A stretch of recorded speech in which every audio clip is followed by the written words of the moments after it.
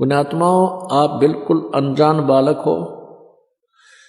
आप चाहे कोई राष्ट्रपति बना है, चाहे प्रधानमंत्री बना है, चाहे पूरी पृथ्वी का राजा हो, कितना धनी व्यक्ति है, वो अपने पूर्व जन्म के पुण्यों से ही बना है। उसको अध्यात्म ज्ञान नहीं होने से वो भी काल के जाल में बुरी तरह फंसा हुआ है। हम इस सांसारिक सुख को जो हम देखते हैं, किसी के पास कार है, किसी के पास कुछ है, किसी के पास हेलीकॉप्टर है, कोई कितना बड़ा अधिकारी या कर्मचारी है, हम उसको बहुत ही इंटेलिजेंट मानते हैं, हम उनको बहुत ही प्रभावशाली मानते हैं, लेकिन पुण्यात्माओं सब काल के जाल में फंसे हुए हैं।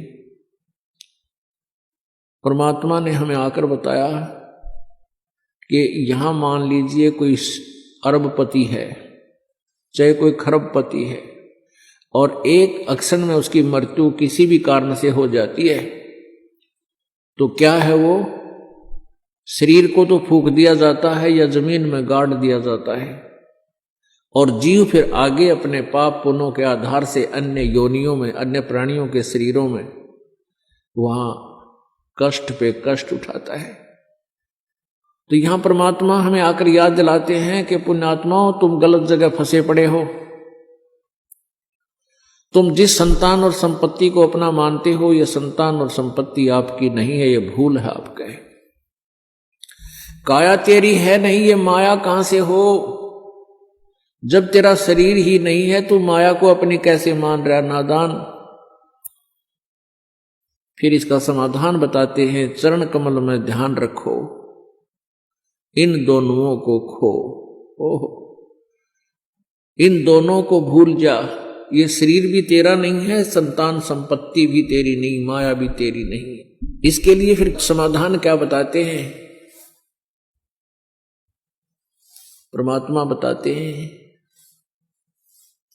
कि सबसे पहले मानव जीवन को सफल करने के लिए परम संत की खोज करनी चाहिए। और जब तत्वदर्शी संत, परम संत मिल जाता है, फिर उसके बताए अनुसार मार्ग पर आरूढ़ हो जाइए।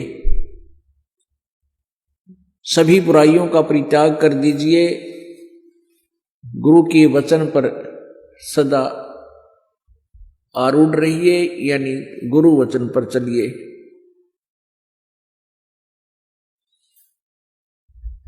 यदि आपने अपना मानव जीवन सफल करना है और सतलोक चलना है, उस स्थान पर चलना चाहते हो जहां पर जाने के बाद फिर लौटकर प्राणी कभी संसार में नहीं आते।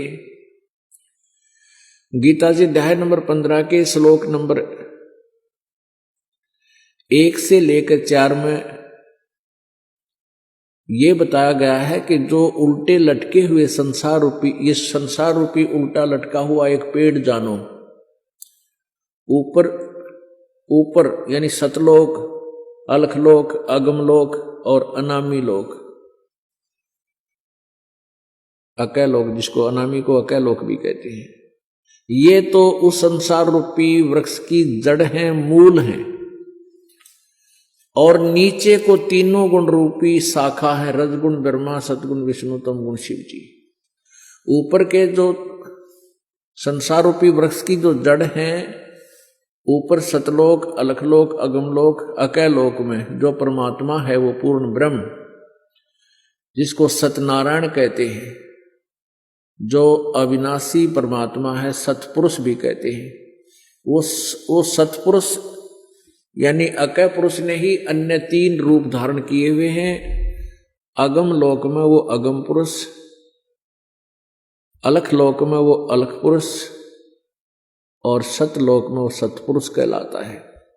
सतलोक के अंदर सतपुरुष कहलाता है।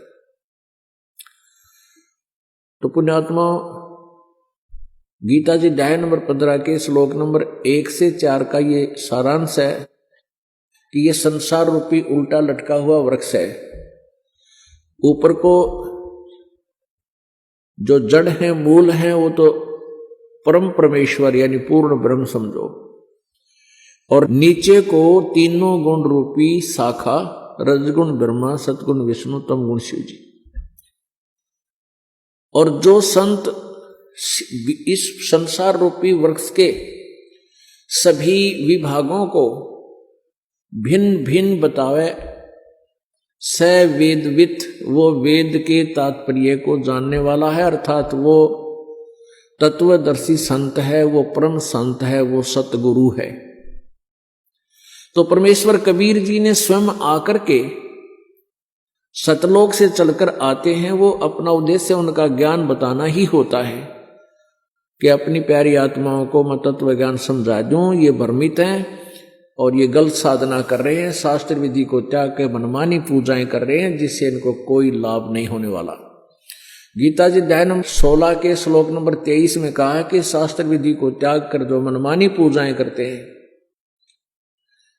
मनमाना आचरण करते हैं, यानी शास्त्रों के विपरीत जो साधना की जाती है वो मनमाना आचरण होता है।